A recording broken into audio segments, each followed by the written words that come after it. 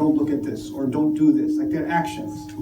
But here, Allah Azza wa Jalla is actually speaking not only of action, but also of thought. Allah is preventing us from thinking a certain way, or letting our minds be used a certain way. Right? Because the Quran didn't just come to correct our behavior. As a matter of fact, before our behavior, the goal of the Quran seems to be to change the way we think. And that makes sense, because unless you change the way that you think, and I change the way I think, our actions are not going to change.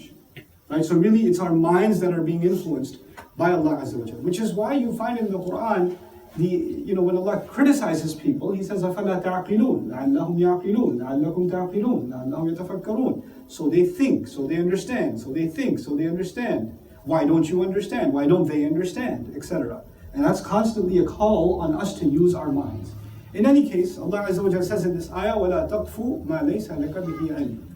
He says, don't become a follower, in a sense almost like a blind follower, or don't become overly confident in what you don't have any knowledge of.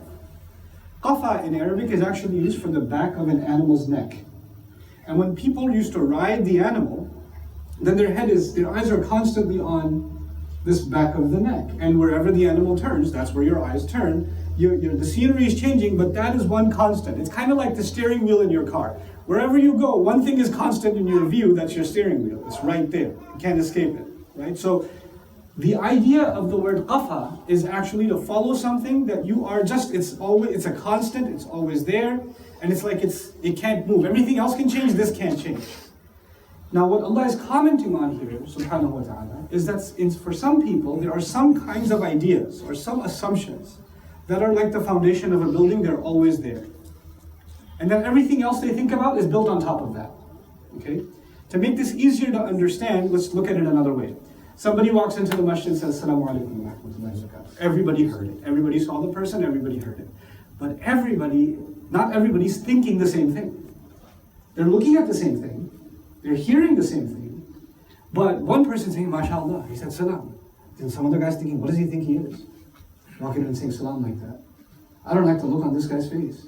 People are processing things differently. Everybody's got their own base, and on top of that, they're building their thinking, you understand? So Allah says, don't formulate opinions, or don't formulate thoughts based on something you don't fully know. What happens for human beings is, we know some bits of information, and we fill in the blanks with our assumptions. We fill in the rest of the blanks with our assumptions. So if somebody's walking that way, or somebody came late, then, okay, now, for some people, as soon as they see they came in late, some people, man, they can't even leave dunya behind. It's Jum'ah time, astaghfirullah. These are the thoughts that are running in somebody's mind. In somebody else's mind, I don't know what just happened. I don't know if there was a death in his family. I don't know if there was an accident. I don't know what trouble they're having. I pray they're doing okay. That's another kind of thinking. But the second kind of thinking was based on what? I don't know. The baseline was, I don't know. And because I don't know, I will not formulate other opinions. What I see and what I hear is not enough. What I see and what I hear is not enough.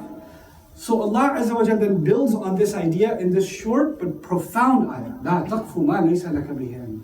Don't become confident and follow. As a matter of fact, in Ibn Manzur in Lisan al-Arab commenting on this word, he said, لا تقف بمعنى إذا قلت سمعت ولم تسمع أو رأيت ولم ترى.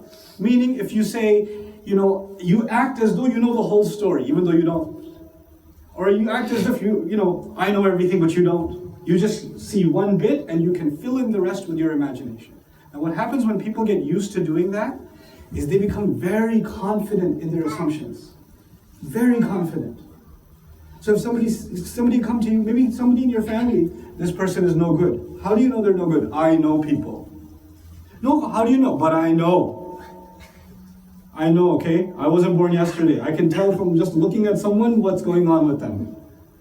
And so this idea that you're so confident about sizing someone up, just from the look on their face, or just from the way they're dressed, or just from one thing they said. You can say one thing and I know everything about you now. I got you all figured out. This is لا تقف ما ليس لك به علم. And this is not just done in your personal life. This is done in the media. This is done in politics. This is done in academics. This is done in every sphere of life. You can take bits of information and create a story. Now before I get to the rest of the ayah, again I want you to visualize some things. You see, the way information works, the way knowledge works, I could quote one ayah, and I could quote another ayah, and another ayah, and another ayah, and give you a conclusion. Right? And I could quote 5, 6, 7, 8 ayat or hadith, and at the end of those ayat and hadith, there is a conclusion. And if you don't know any better, you would think, man, he has all this evidence for his conclusion, because he proved his point using Quran and Sunnah. But it's possible, and this is the part I really need you to pay attention to, it's possible for people to come up with a conclusion first, and then make a list of the evidences later. Knowledge is supposed to be, first you come up with evidence, you think about the evidence, and then you come up with the conclusion. So the conclusion is supposed to be the last thing you arrive at. But in some people's mind, and I've seen this happen in the study of Islam, forget something else, even in the study of Islam. In the study of Islam you can have, somebody decides that women are inferior, or women are bound to go to hell. Somebody decided that this is their thesis. Now that they've made that conclusion, they're going to find bits and pieces of ayat and hadith from wherever they can find, and string together, and then give a speech, and it sounds like they got so much daleel to get to this conclusion, and all the hadith, all the ayat that contradict this conclusion are somehow missing. They weren't mentioned. But for someone listening, it sounds like they are following knowledge. This is also the antithesis of وَلَا تَقْفُ مَا لَيْسَ لَكَ بِهِ عِلْمٌ. This is what they do in the media, don't they? They take one story, one soundbite, one snippet, one incident, one picture, then another one, then another one, then another one, and paint a picture about a group of people, paint an entire picture about a religion, and come at that conclusion. When you say, where did you get this conclusion? They say, look at all this evidence. And conveniently, all the evidence that contradicts this conclusion is missing. This is why when you try to arrive at a conclusion, you and I are supposed to look at the evidence for something, and also with an open mind look at the evidence against something, and really find a balanced view towards the end, and then say, okay, this is the conclusion one has to reach. What's Allah's remedy? Allah's remedy in this ayah is actually the remembrance, interestingly enough, it's the remembrance of Judgment Day. It seems unconnected. It seems the ayah in the beginning was, don't follow something that you're not certain of. Don't make the false basis for your thoughts. He says, إِنَّ السَّمْعَ وَالْبَصَرَ وَالْفُؤَادَ. Now I'll stop there for a second. He mentions three things. He says hearing, seeing, and the heart. He mentions three components. Hearing, seeing, and the heart. And these three are in order. The first thing we're going to be asked about is hearing. And hearing is more important than seeing for human beings. As a matter of fact, the most important gift that human beings have been given is the Quran. And the Quran is not something to see, the Quran is something to hear. Believers all over the world, their declaration of faith is we hear and we obey. We heard a messenger calling to the call. سَمِعْنَا مُنَادِيًا يُنَادِي لِلْإِيمَانِ سَمِعْنَا وَأَطَعْنَا. Right? فَاسْتَمِعُوا لَهُ. Listen to it. The message is supposed to be heard before anything else. Heard before anything else. And this is important. You would think, but the eyes are important too. Seeing is important also. But the thing is, when you see someone and they haven't opened their mouth, you know nothing. You don't know if they're knowledgeable, you don't know if they're ignorant, you don't know if they're speaking the truth or they represent the falsehood, you don't know anything. The moment you hear what's being said, the moment you analyze what's being said, then really the true analysis is hearing. This is what makes us different from animals. Animals can just see and make a conclusion. Animals can just see, but human beings don't just hear sounds. We process, we analyze. Allah says that what you listen to is going to be questioned. You know what that means before we go any further? It means that you and I have to become very serious about where we get our information from. What is it that we're listening to? Who is it that we're listening to? Why is it that we're listening to them? And even if you're listening to anybody, even if you're listening to the news, or to some lecture, or somebody give a talk, or whatever you're listening to, in what way are you processing it? Are you processing it with the assumption that I already know what this guy's all about? I already know what these people are all about? Either you're overly in favor of something, like some people love a certain news channel, right? So even before the speaker speaks something, they already know he's going to tell the truth. This is absolutely true no matter what, because this is the channel that protects my country. You know, they've already made that decision. Or there are people that are so against, before the guy even opens his mouth, this guy's nonsense. These people don't know what they're talking about. You haven't even heard, you've just seen, and you're like, you've written people off. No, whether you're against someone or in favor of someone, be ready to stand against someone you're in favor of. Be ready to stand in favor of someone you might have been against. Maybe 99% you disagree, but the 1% you agree, you have to say, I agree. You can't just disagree with everything, because the ultimate loyalty is actually to ilm. لا تقف ما ليس لك به علم. So, for young students that study Islam, study Deen, they develop a love of their teacher. Whoever they study Quran from, tafsir from, hadith from, fiqh from, aqidah from, they develop a love of them. Now, out of love of them, if they said something and it's not making sense to the student, it's not making sense. I mean, you have this opinion, you have this conclusion, but I've read otherwise, or I've learned otherwise. And you're saying, well, now I have to choose between my loyalty to my teacher or my loyalty to what I'm convinced of, and I should question. And some students say, I shouldn't even ask the question because it's disrespectful to the teacher. And I say, how? If angels didn't understand something, they asked Allah. Why are you putting a human being on earth? He's going to spill blood. They asked who? They asked Allah. And that's not disrespect.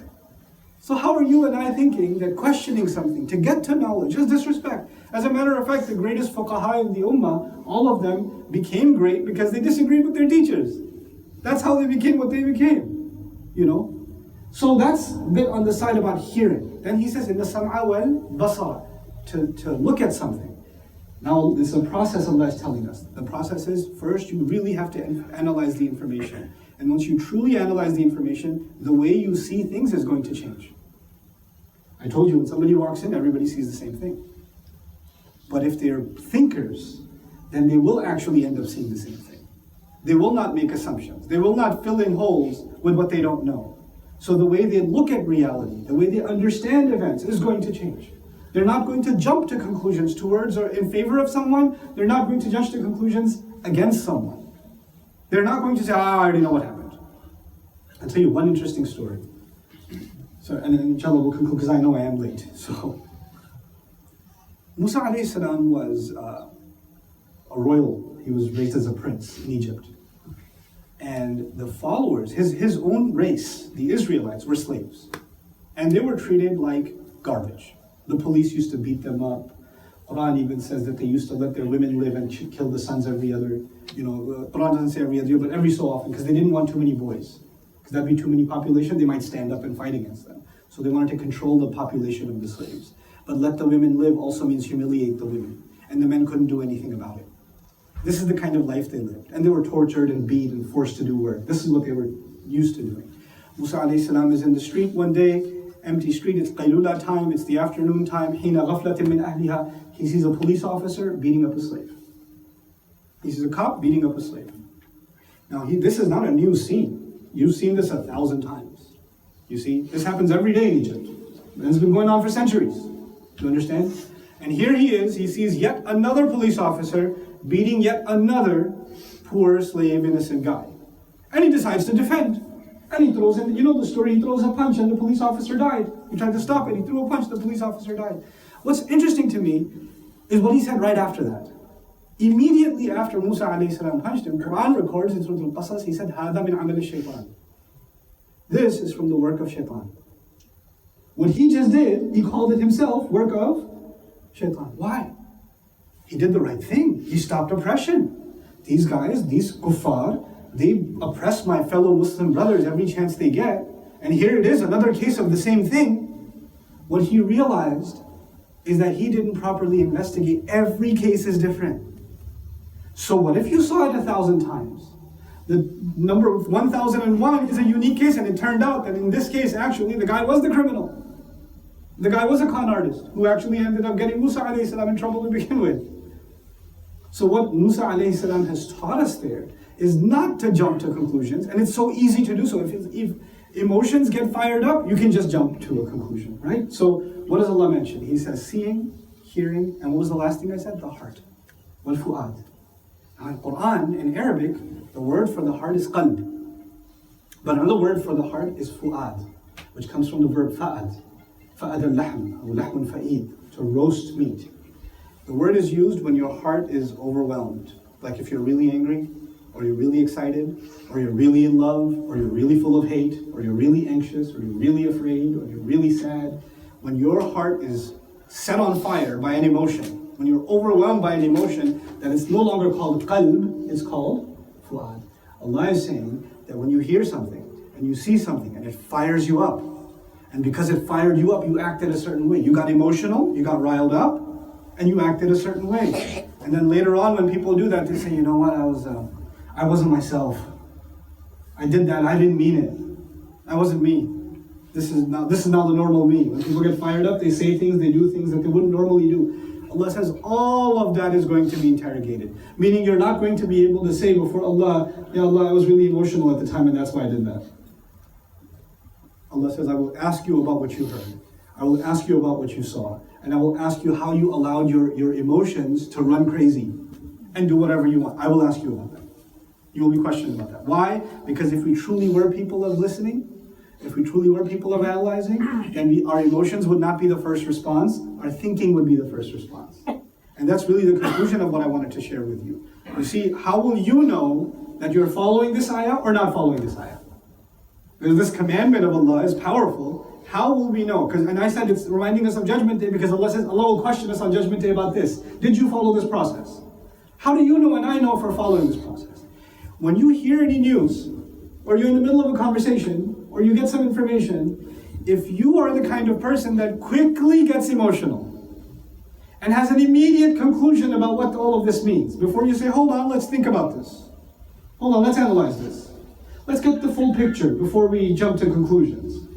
If you don't have that, if somebody in your family says, no, let's think about it. What do you mean think about it? You want to just sit there and do nothing? We're not cowards. We have to respond. We have to do something. If that's your reaction all the time, then you're in violation of this ayah. Because then your fu'ad is being run in whatever direction it wants, and the sam' and basar are not being used to contain it, not being used to keep it in check. And what happened when Musa alayhi salam saw something that upset him, and he took action? He called it what? The work of what? Shaitan. The work of shaitan. That is the work of shaitan we saw in New Zealand today. Somebody who listens to bits and pieces of information, makes a conclusion in their head about who these people are. Nobody will be willing to kill another human being until they completely dehumanize them. He's been following rhetoric and toxic information for months and months and months until it's built up in his head, in addition to all the other psychological disorders that must be going on. But we're reminded of an example. May Allah give those shuhada Jannah and their families sabr that their loved ones are in Jannah. But I have to say, what you see, the news reports that as extremism. The news reports that action as extremism. Quran is telling us that evil did not start in that masjid. That evil started when this person was given something corrupt to hear and corrupt to see over and over and over again until their heart became overwhelmed and they took that action. So there was something happening way before. It's been boiling for a long time.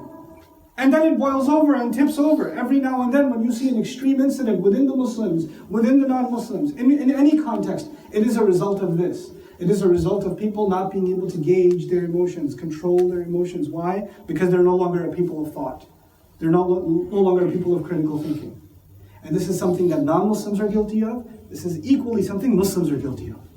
Equally something Muslims are guilty of. We don't like to take a step back and just think before we pass judgment, before we make conclusions, before we take action. And as a matter of fact, anybody who says, let's stop before we take action, let's stop before we say something, let's stop let's analyze, maybe we're going to do more damage than good, let's stop and do it. No, why are you being a coward? We have to take action. We have to stand tall. We have to be brave. The more emotional you get, the further you are from the truth. The further you and I are from the truth. In the sam'a wal basara wal fu'ad kullu ulaika kana anhu mas'ula. Last reminder I share with you, the ayah began la taqfu ma laysa laka bihi ilm.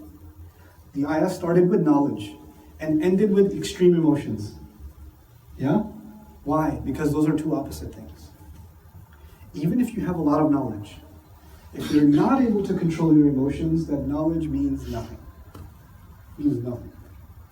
And even if you have a little bit of knowledge, but you're able to control your emotions, you're able to hold back and be able to say, you know what, I don't have all the information. I'm not going to pass judgment. You can take a step back and admit your ignorance. Then you're going to be saved. You're going to save yourself quite a bit of trouble. Quite a bit of trouble. May Allah Azza wa Jalla truly make us a people of thought. And the people that use the gift of hearing and the gift of seeing, and the gift of the fu'ad in the way that Allah Azza wa Jal wants us to use it.